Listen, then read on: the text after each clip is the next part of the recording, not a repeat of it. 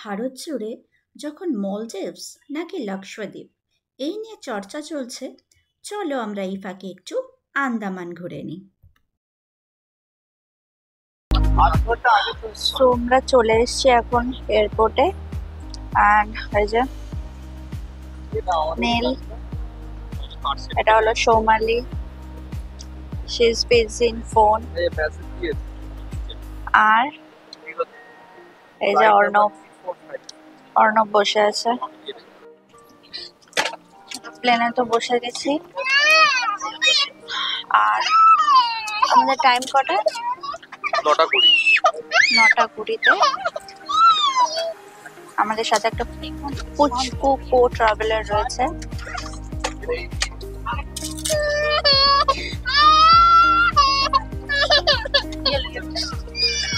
জার্নিটা ভালোই হবে মনে হচ্ছে। তো আজকের ব্লগটা এখান থেকেই শুরু করছি। তো আমি এখন আছি হলো প্লেনের ভেতরে। অ্যান্ড থাম্বনেল আর টাইটেল দেখে নিশ্চয়ই বুঝতে পারছো যে আমরা যাচ্ছি হলো Andaman, the most awaited trip. And আমরা যাচ্ছি 4 জন, আমি, নীল, অর্ণব আর ওর ওয়াইফ সৌমালি। চলো তোমাদের একটুখানি উইন্ডো থেকে ভিউটা দেখিয়ে দিই। So this is the view. আমরা এখনো অব্দি ল্যান্ডের ওপরেই আছি, সি এর ওপরে যাইনি।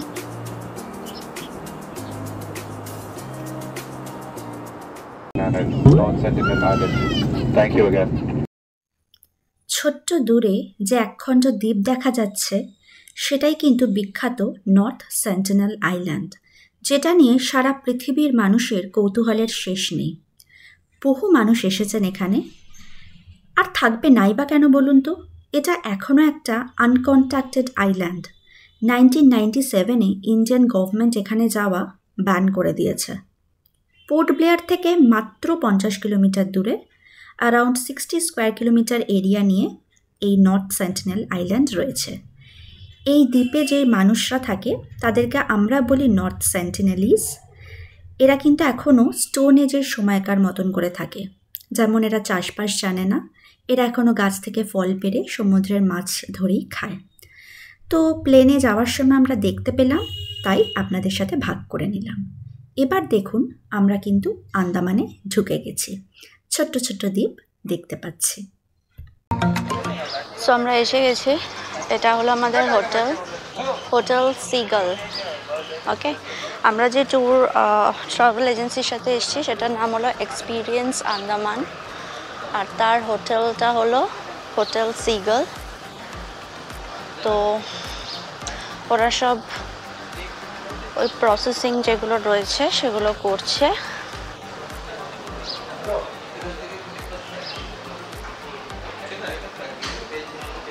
হোটেলটা কিন্তু বেশ ভালো। এখানে বেশ সুন্দর একটা বুদ্ধদেবের মূর্তি রাখা রয়েছে, তার নিচে কয়েকটা পদ্ম ফুল। ওইখানে আমাদের এক্সপিরিয়েন্স আন্দামানের যিনি গাইড তিনি রয়েছেন। আর ওই যে দেখো জারোয়াদের ছবি রয়েছে।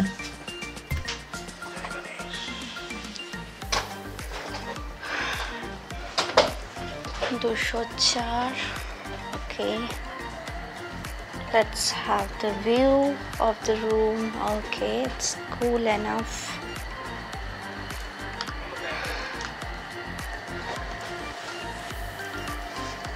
আচ্ছা, এখানে একটা ব্যালকনি রয়েছে বাট কোনো ভিউ নেই।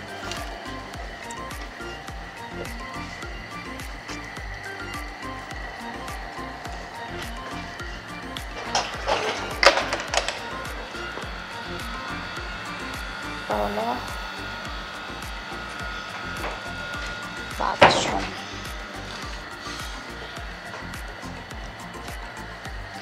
कैसा लगा? बहुत अच्छा। खुश हुए? नहीं, मजा नहीं। चुप, बिल्कुल चुप। এটা হলো আমাদের ঘরের সাথে লাগোয়া যে ব্যালকনি। আমাদের ঘরের দিকে অ্যাকচুয়ালি সমুদ্রটা নয়, তো দূরে সমুদ্রটা দেখা যাচ্ছে। ওইটা হলো অর্ণবদের ঘর। তো আশা করি অর্ণবদের ঘর থেকে ভিউটার একটু সুন্দর পাবো। তো এটা দেখে নাও, এরপর আমি যাব হলো অর্ণবদের ঘরের ব্যালকনি থেকে, দেখবো ওখান থেকে কি কি দেখা যায়। এই যে আমি অর্ণবদের ঘরের ব্যালকনিতে চলে এসেছি।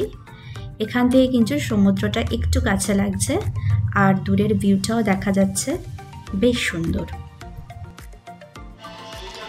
এটা হলো আমাদের রুফটপ রেস্টুরেন্ট, যেটার ভিউটা কিন্তু বেশ ভালো।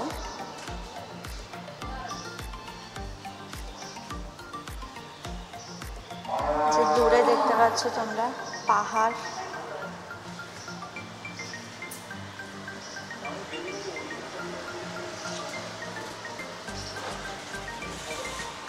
যেটা নিচ থেকে দেখিয়েছিলাম ওটা উপর থেকে আরো সুন্দর দেখাচ্ছে।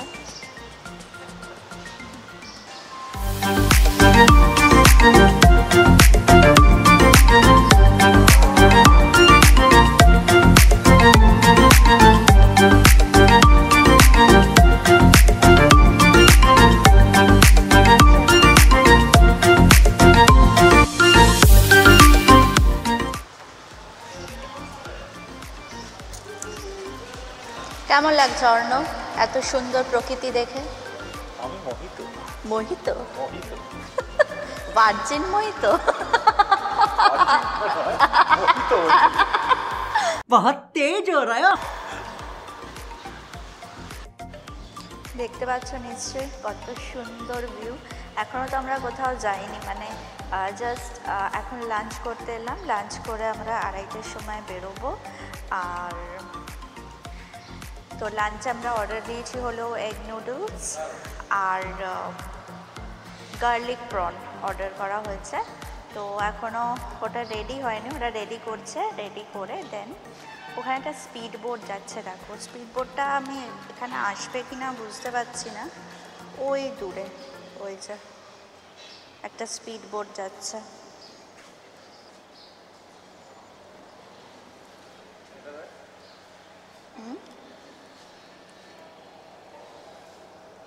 বাহ, দারুণ এসছে। তোমরা কেউ পোর্ট ব্লেয়ারে এলে এই হোটেল সিগালে থাকতে পারো, 2500 টাকা করে পার নাইট খরচা পড়বে। So we are ready for our first day. Then আমরা ওয়েট করছি এখন অর্ণব আর সৌমালির জন্য। ওরা চলে এলে we will start our journey. So yeah, stay tuned to see everything. একটা যেটা খুব ইন্টারেস্টিং ব্যাপার, এখন বাজে হলো বেলা 2টো। এখন আকাশে আমি চাঁদ দেখতে পাচ্ছি। I am trying to show you.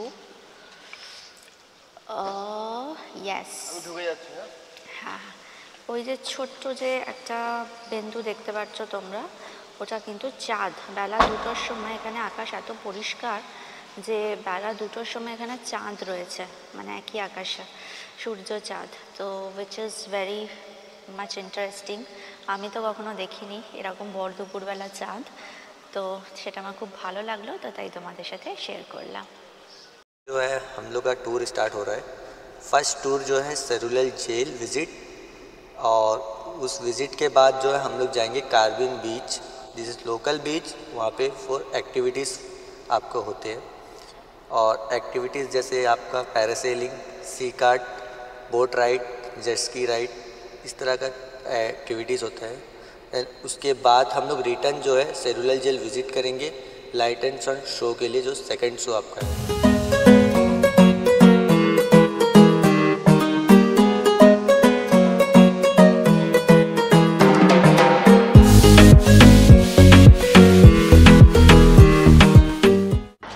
আমরা এখন সেলুলার জেলের দিকে যাচ্ছি।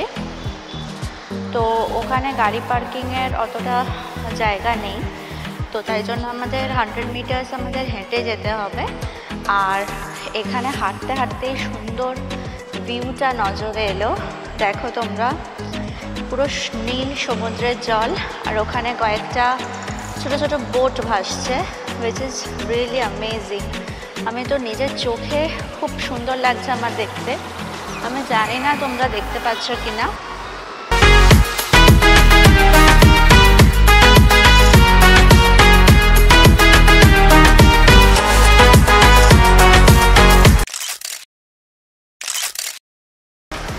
আমরা চলে এসেছি এখন, দেখতে পাচ্ছ সামনে cellular jail.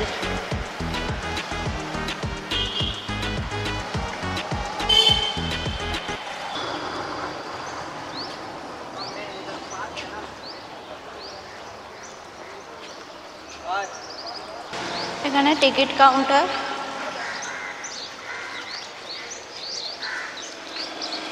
So fees for visiting এখানে দেখতে পাওয়া যাচ্ছে, যেটা এন্ট্রি টিকিট 30 রুপিস। চলে এসছি আমরা সেলুলার জেল। তো সেলুলার জেলের এটা হলো একটা আর্কিটেকচার মডেল। এখন খুব শুনতে স্বাভাবিক লাগলেও একটা সময় কিন্তু এই সেলুলার জেলের নাম শুনলে সারা ভারতবাসীর বুক কেঁপে উঠত। কালাপানির শাস্তি এক কথায় যেটাকে বলা হয়। 19 শতকে যখন ভারত পরাধীন, ঠিক সেই সময় স্বাধীনতার সংগ্রাম ছিল তুঙ্গে। অনেক বিদ্রোহীদেরই ফাঁসি তো দেওয়া হতোই, আবার অনেকের ঠাঁই হতো সেই ভয়ঙ্কর দ্বীপ। তখন ব্রিটিশ সরকার ভাবলেন এবার আন্দামানের দরকার একটা নিরাপত্তা সমেত একটি কারাগার। তখনই নির্মিত হয়েছিল এই কালাপানি বা সেলুলার জেল। সে সময় বহু বিদ্রোহীকেই এই কারাগারে রাখা হয়েছে। ব্রিটিশ রাজকর্মচারী চার্লস জেমস লাল এবং চিকিৎসক A.S. লেথব্রিজের নেতৃত্বে 2 সদস্যের একটি কমিটি 1890 সালে পোর্ট ব্লেয়ার পরিদর্শন করেন এবং পোর্ট ব্লেয়ারের কাছে নির্মিত হয়েছিল এই কারাগার। বার্মা থেকে লাল রঙের ইট এনে প্রথম তৈরি হয়েছিল এই কারাগার। এই সেলুলার জেলে বিশাল 3তলা কাঠামো ছিল। সেখানে ভবনের 7টি শাখা ছিল, কেন্দ্রে ছিল টাওয়ার, যেখান থেকে কারাগারের নিরাপত্তারক্ষীরা সকলের ওপর নজরদারি করতেন। পেনসিলভানিয়া সিস্টেম বা পৃথক সিস্টেম যেটিকে বলে, তার উপর ভিত্তি করে তৈরি হয়েছিল এই জেল, যাতে একজন বন্দী থেকে অপর আরেকজন বন্দী আলাদা থাকতে পারে। আমরা এখন ওই টাওয়ারের ওপরে দাঁড়িয়ে আছি। এখান থেকে রস আইল্যান্ড আর নর্থ বে আইল্যান্ডের কিন্তু একটা খুব সুন্দর ভিউ পাওয়া যায়। এই জেল সম্পর্কে আরও কিছু আমরা পরে জেনে নেব।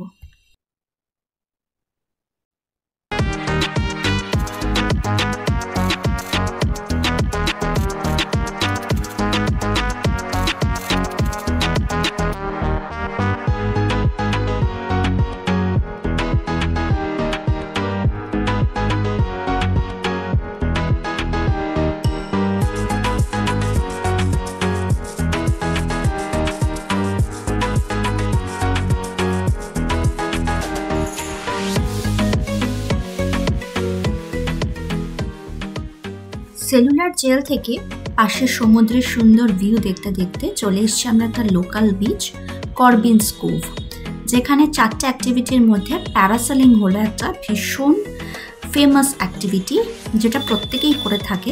হয়তো আমার করা ছিল না আগে কখনো, তো আমি বুকে এক রাশ ভয় নিয়ে এবার কিন্তু উঠতে শুরু করেছি। তো আমার এক্সপিরিয়েন্স কেমন সেটা যদি বলতে চাই আমি, মানে তোমরা যদি শুনতে চাও, তো তাহলে তোমরা আমার মুখের এক্সপ্রেশন দেখে বুঝতে পারছো নিশ্চয়ই। এটা ভীষণ সুন্দর একটা অনুভূতি। উপর থেকে আমি কী কী দেখতে পেয়েছি বা না পেয়েছি সেটা তো শুধুমাত্র যারা প্যারাসেলিং করেছে তারাই বুঝতে পারবে। আর আমার হাতে একটা ইনস্টা 360 ক্যামেরা লাগানো আছে, তো সেটার সাহায্যে আমি যতটুকুনি তোমাদের দেখাতে পারছি। তো আশা করছি তোমরা বুঝতে পারছো যে ভিউটা কতটা সুন্দর। এই প্যারাসেলিং কিন্তু অনেক জায়গাতেই হয়, শুধু যে আন্দামানে হয় সেটা নয়, এবং আন্দামানের হ্যাভলকের এলিফ্যান্টা বিচেও হয়। করবিনস কোভে আমাদের 3000 রুপিস করে পড়েছে পার হেড, আর এই ভিডিওটা করার জন্য এক্সট্রা 500 টাকা, মানে 3500। আমরা সবাই ভিডিও করিনি, শুধু আমার ক্ষেত্রে ভিডিওটা করা হয়েছে। আর এলিফ্যান্টা বিচে যদি তোমরা করো তাহলে এটা 3200 থেকে 3500 টাকা পড়বে, আর তার সাথে রেকর্ডিংয়ের জন্য হয়তো এক্সট্রা কিছু লাগতে পারে। তো আমাকে দেখে নিশ্চয়ই বুঝতে পারছো আমি কতটা আনন্দ পেয়েছি প্যারাসেলিং করে। তো তোমরাও কিন্তু দেরি করো না, যদি সুযোগ পাও তাহলে কিন্তু প্যারাসেলিংটা করেই নিও।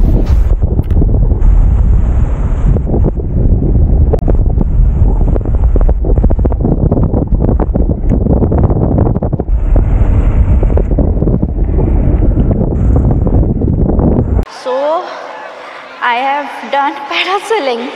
আমার ভীষণ হাইটে প্রবলেম, আর আমি ইনফ্যাক্ট ছাদ থেকে নিচে তাকাতে পারি না, এরকম একটা ব্যাপার। তো সেখানে আমি প্যারাসেলিং করেছি, which is really great feeling. ভীষণ ভালো লেগেছে, ভীষণ ভয় পাচ্ছিলাম, বাট তারপর করতে পেরেছি। তো সেটার ভিডিও তোমরা আশা করি দেখে নিয়েছো, and it was really nice. এটা হলো বিকেলের কর্বন্স কোভ বিচের একটা দৃশ্য। এবার আমরা চলে এসেছি আমাদের থার্ড যে সাইট সিনের মধ্যে ছিল, সেটা হলো সেলুলার জেলের লাইট অ্যান্ড সাউন্ড শো দেখা। তো সেলুলার জেল সম্পর্কে যা বলবো তাই কম পড়ে যায়। তো এই জেলের প্রতিটা যে সেল ছিল সেটা 15/8 ফিট করে এর হাইট ছিল, মানে 3 মিটার উচ্চতা বলা চলে। আর তাতে একটা মাত্র দরজা থাকতো, যেটা মেঝে থেকে ওই বলতে পারো 10 ফিট মতো উঁচুতে অবস্থিত। একটা বিশেষ ডিজাইন করা লোহার গ্রিল করা দরজা থাকতো। আর এই ছোট্ট ঘরে কয়েদিদের বন্দি থাকার কারণে এর নাম দেওয়া হয়েছিল সেলুলার জেল। আর এই সেলগুলো এমনভাবে বানানো হতো যাতে কোনো বন্দি কারোর মুখ পর্যন্ত দেখতে না পান। তাদের যোগাযোগের উপায় পর্যন্ত ছিল না।